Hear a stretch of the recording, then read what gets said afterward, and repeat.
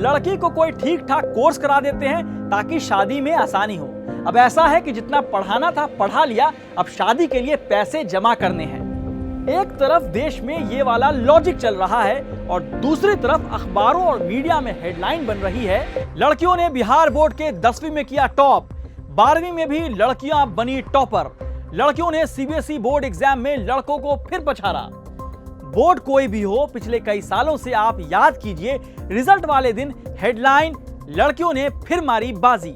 अब सवाल यह है कि ये लड़कियां जो स्कूल लेवल पर लड़कों से अच्छा कर रही हैं, वे आगे चलकर कहां गायब हो जाती हैं। लड़कों से आगे तो छोड़ ही दीजिए, क्यों नौकरी, कारोबार, राजनीति ऐसे मोर्चे पर लड़कियां लड़कों से बहुत पीछे नजर आती हैं। क्या उन्हें आगे चलकर पढ़ाई में मन नहीं लगता है, वो पढ़ाई में कमजोर हो जाती हैं, या फिर असल वजह कुछ और है? और इसलिए हम पूछ रहे हैं, जनाब ऐसे कैसे?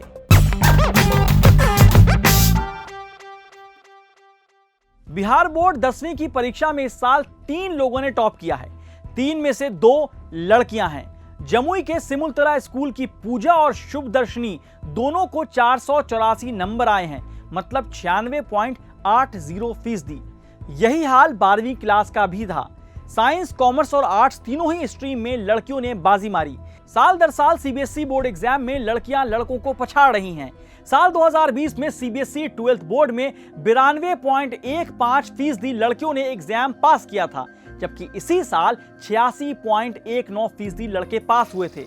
मतलब लड़कियों ने लड़कों से 6% ज्यादा बेहतर प्रदर्शन किया।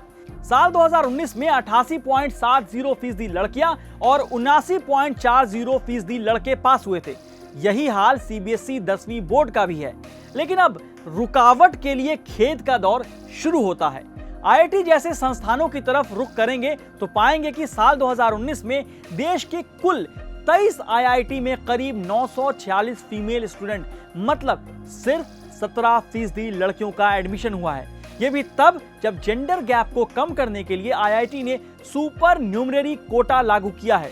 बता दें कि आईआईटी बॉम्बे में 2019 बैच में एडमिशन लेने वाले 1115 छात्रों में से सिर्फ 199 लड़कियां थीं, जो कि कुल छात्रों का 17.84% है। 2019 में आईआईटी दिल्ली में 18.5% लड़कियां थीं।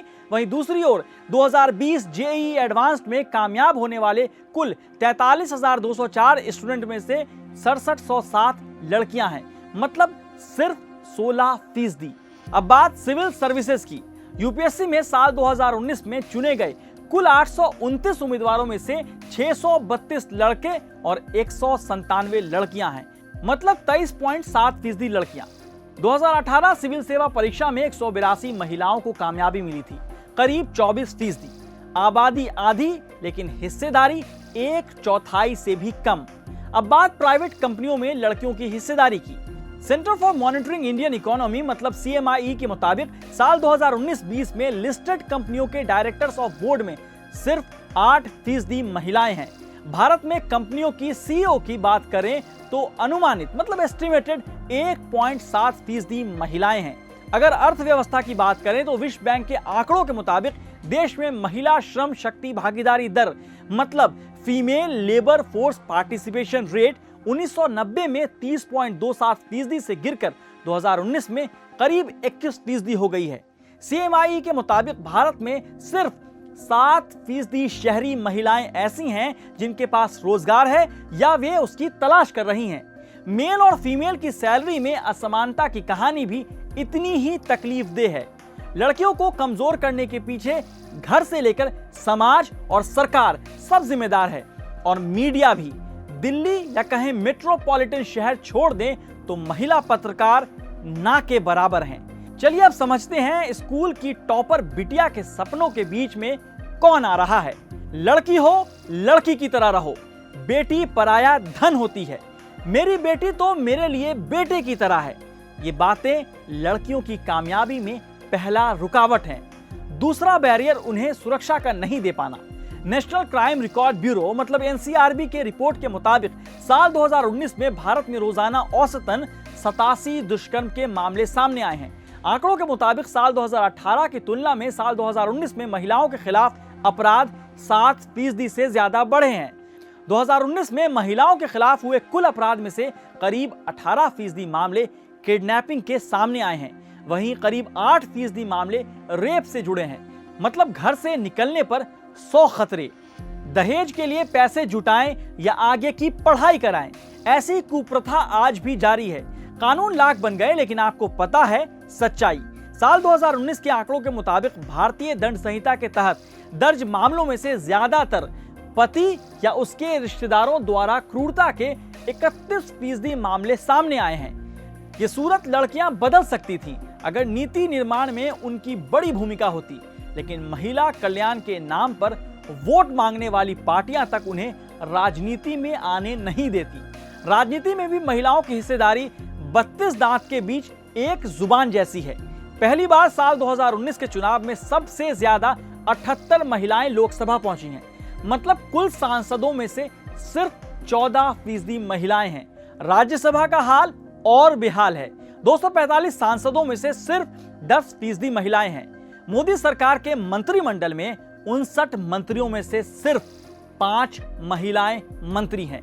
चलिए अब इंसाफ का तराजू उठाए महिला की मूर्ति वाले कोर्ट में चलते हैं।